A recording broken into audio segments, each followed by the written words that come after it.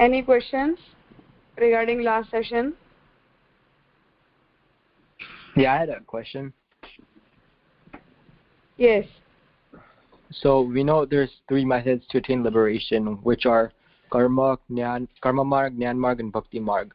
So where would Sankhya and Yoga fall under this category? So we know Sankhya and Yoga is under the category of Swatamoks, and where would Swatamoks fall under these 3 different methods?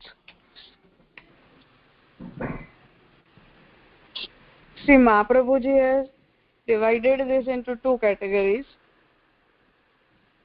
One is the methods as explained in the Ved, and second section is of the methods as explained in the Smriti.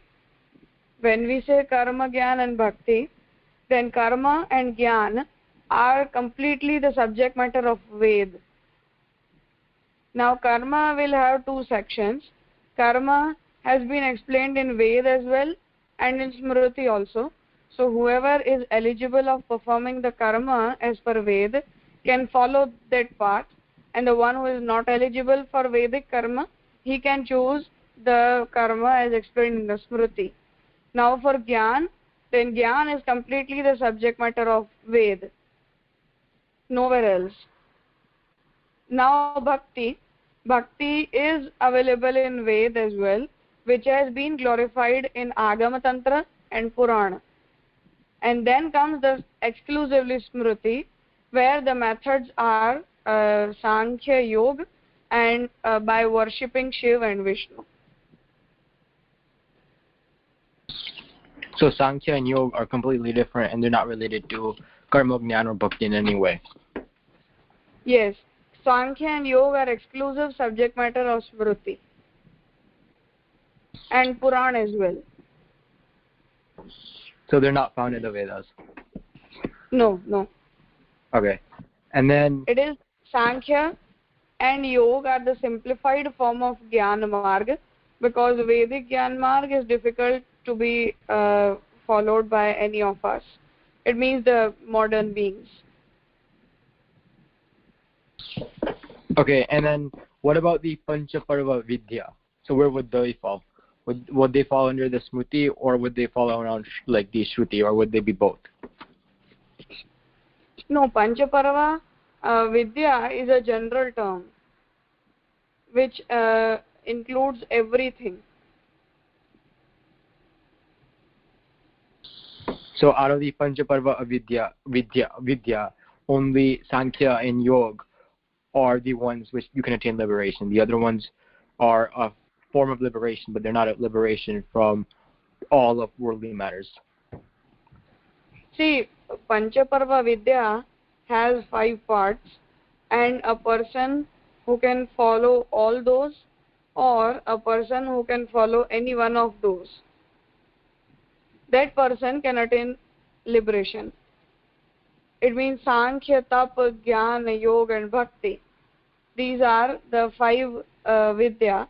So for example, if I am able to follow Bhakti, then Bhakti will be the prioritized section for me, and other 4 will become a part of Bhakti. So they are included in all 3 margs, like the Panchaparva Vidya? Yes. Oh. Panchaparva Vidya is also a topic of Smriti, not Shruti, not Veda, I mean. Okay, Ji Raja.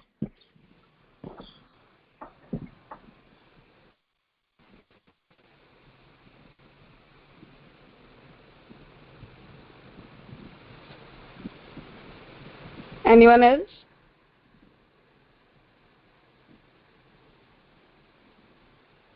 Okay, then let us continue with the next part. Whose turn it is to read?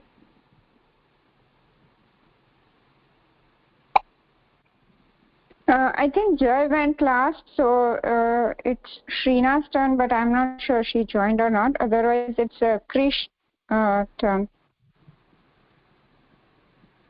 Srinath and Vishwanath have already read. No, Shrina, Raja. Shrina. Okay, Shrina. Yeah. Yeah. Okay. Her mom let us know in the group that she would be able to read, but I'm not sure she joined or not. Otherwise, Krish is next.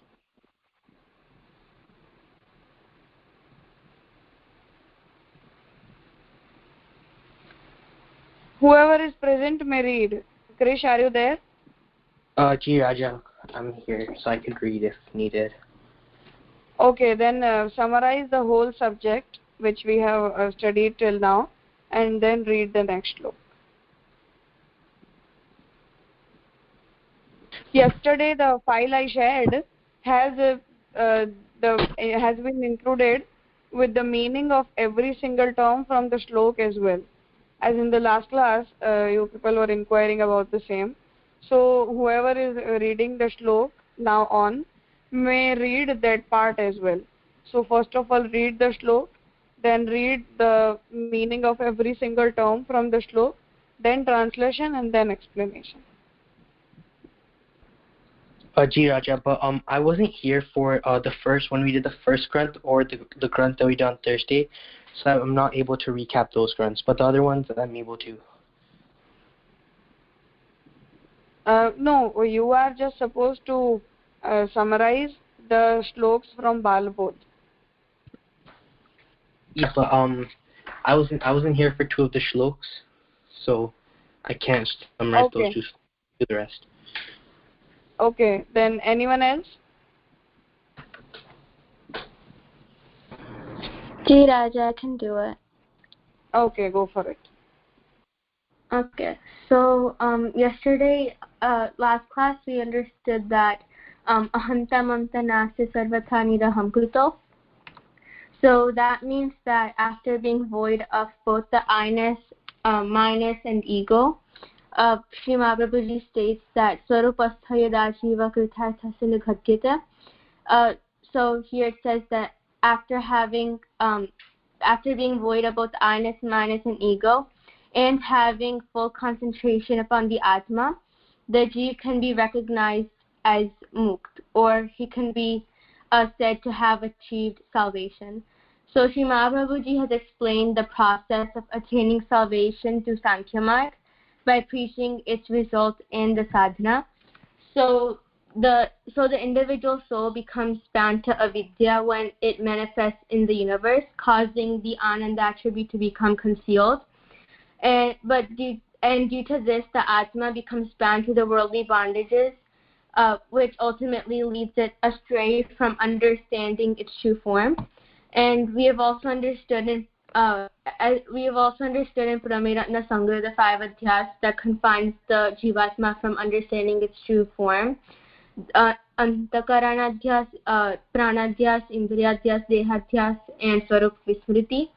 So the gross body, the Sukshma Sharir, or the external body, the Sthul Sharir, replaces the true identity of an individual, which increases the ahanta and mamta within a person for the materialistic objects. So Sri Mahaprabhuji explains what would be the outcome of following the path of Sankhya. So the term Sankhya comes from the word Sankhya, which means to count the elements that developed or were the cause of the universe's origin. And by realizing the different aspects of the Jagat, a person would be able to comprehend the soul as one's true form, and the worldly objects to be perishable and temporary, and Parabrahma as the only infinite existing entity out of whom everything is made possible. So the understanding that the Jivatma is the only permanent matter will bring out a new form determination within the individual to detach from all the other worldly and worldly desires. But you've explained that this is a process. This is not a process that brings out success in a very short period of time, because it requires a lot of thought and understanding, which is bestowed by Bhagwan's grace.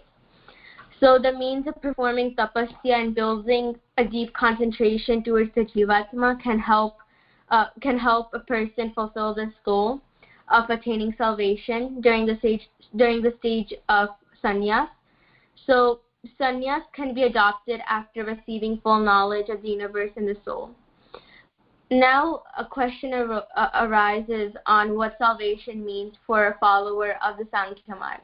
So Sri Mahaprabhuji explains that unlike those who go to Kailash for attaining liberation in Shiv or Vaikunt to attain moksha in Bhagwan, the being will remain in the universe in no specific permanent place. Since the Sankhya Marg focuses upon the soul, the individual would return to the original form of being the Chidansha of Brahma that is free from the cycle of birth and death. And I know that you've explained before in Brahmaratna Sangraha, the topic of Jivivek, that the liberation one achieves by Sankhya Yoga is known as Swarup Sthiti, which is to achieve the original form of the Jivatma, the particle or the Ansha Bhagwan Chaitanya.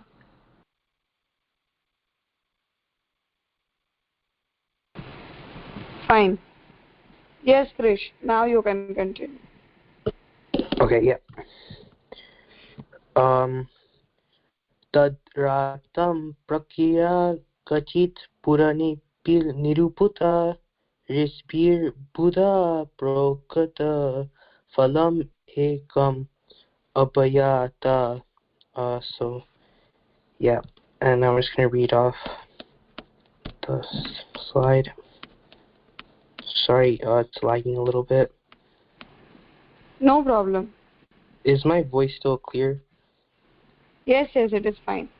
Tadratam, to achieve that, Rispir, sages have, Bahuda, in many ways, Prokta, have stated, Kasit, somewhat, Prakrira, method or way, Purane, in Puranas, Api, also, Niruputa, is explained, Abhayata, in a method against Vedas, Ekam, one, Phalam, fruit, meaning, sages have stated that this type of salvation in many different ways in Puranas as well, the same fruit obtained by following all the Samkhya Sastras which considers Bhagwan's wholeness. As stated above, the process of counting and understanding the elements is known as Samkhya. Many sages have counted the elements, and there are some minor differences among the opinions placed by different sages. For example, some sages have listed 28 elements, some have listed 24, while opinions available considering 11, 4, or 18 elements as well. Having a look towards all these opinions, a question may arise in our mind if which of these methods or understanding must be considered as proven and authentic. Sri Mahaprabhuji answers the question by saying that whichever counting methodology considers the Almighty Brahma Bhagwan as a superior most element bears the same result as stated in the previous verse. But any such understanding in which Bhagwan isn't accepted as the superior most element won't result in salvation. So I believe what this Granth is trying to say is many sages have come up with many different methods to find out how many elements there are in the Samkhya. However, Sri Mahaprabhuji has explained that regardless of which method you look at, if these methods don't consider Bhagwan or Brahma as the superior most element in all these elements, the person won't be able to attain salvation by following any of the elements written by the sages.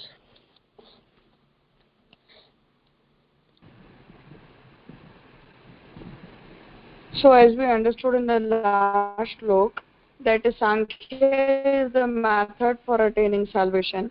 And what's the method for attaining salvation and what is the result? Even that has been clear, that Sankhya expects a sannyas. So first of all, a person is supposed to attain the complete knowledge regarding elements of this universe. As a result of that knowledge, a being will be able to understand that the soul is the permanent thing and everything else other than that is perishable. And as a result of that knowledge, that being would be able of being detached from all the worldly objects and can ultimately take the decision of attaining sannyas.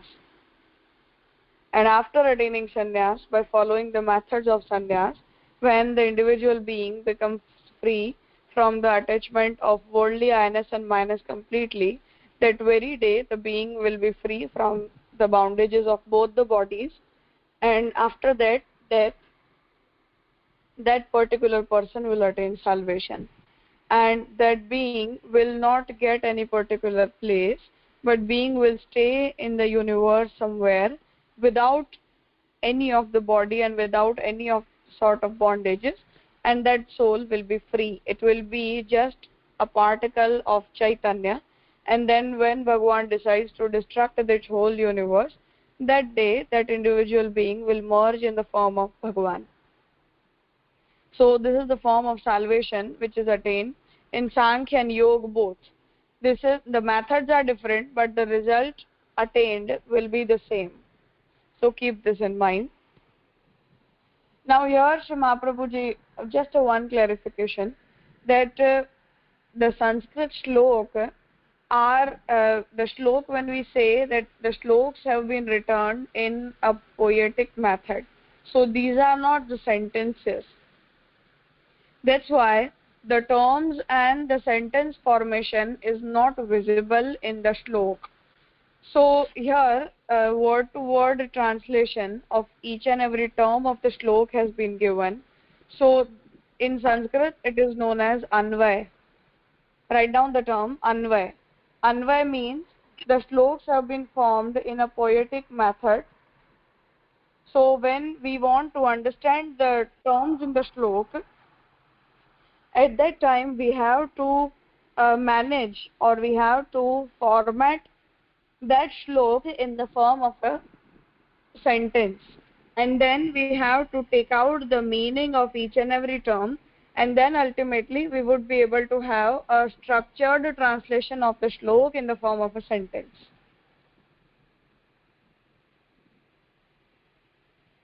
So in the shlok, if we translate each and every single term of the shlok, then it won't form a sentence. We have to form a sentence later on. So poems are not structured in the form of a sentence. That's what I want to say. Yeah.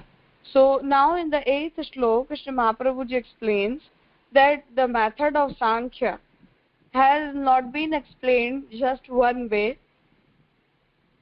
but many of the sages have explained Sankhya. For example, some are the sages who explain that there are 28 elements. For example, in the science, we have 100, or now we have 120 elements counted. So scientists have counted the composition of the elements of this universe in 102 numericals.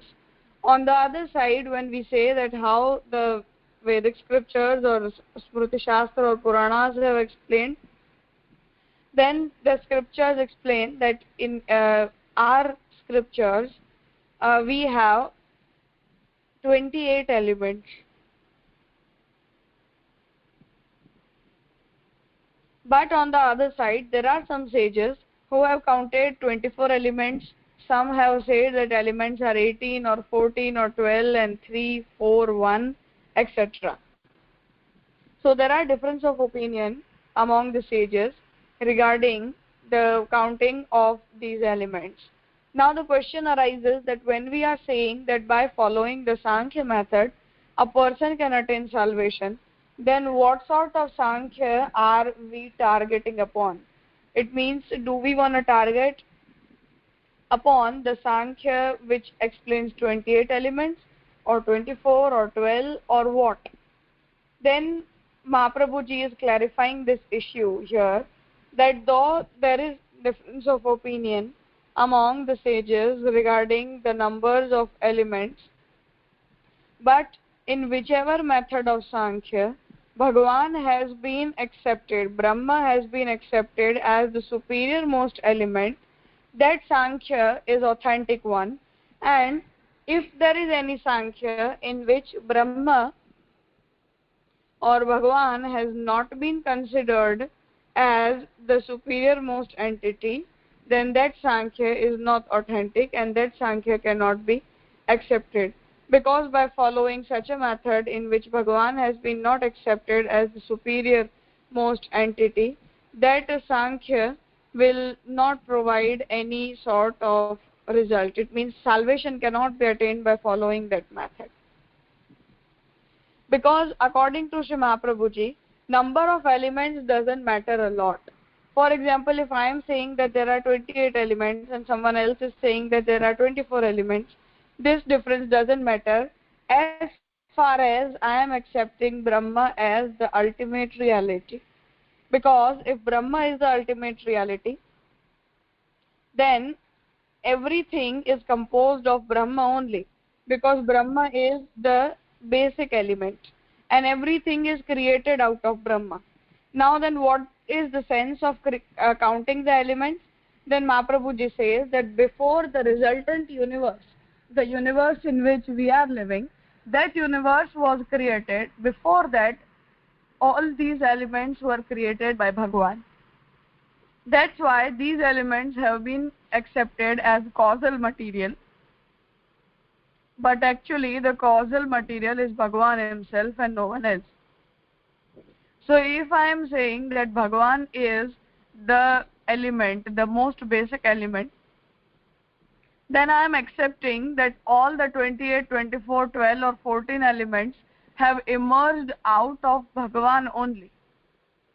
All these elements have been emerged out of Bhagwan only, and therefore as Bhagwan is in the form of these elements have been considered as the causal materials. Otherwise, if I am not accepting Brahma as the basic element or basic causal material for this universe, then the counting of 28, 24, 23 or so any of the elements is completely useless.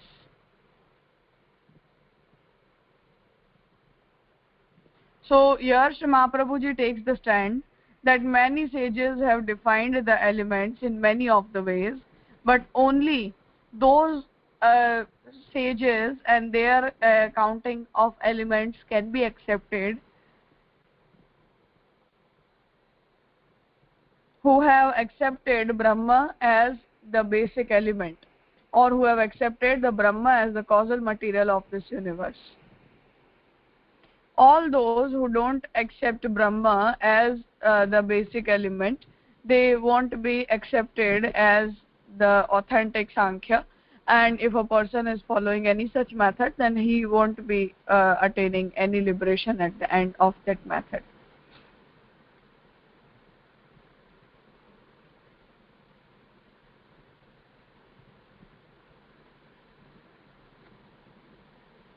Any questions?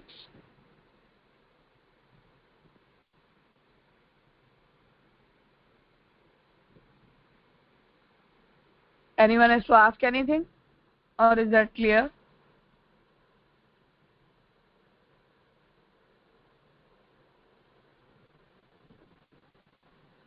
Fine. Then let us conclude here. We'll be continuing tomorrow. Let us pronounce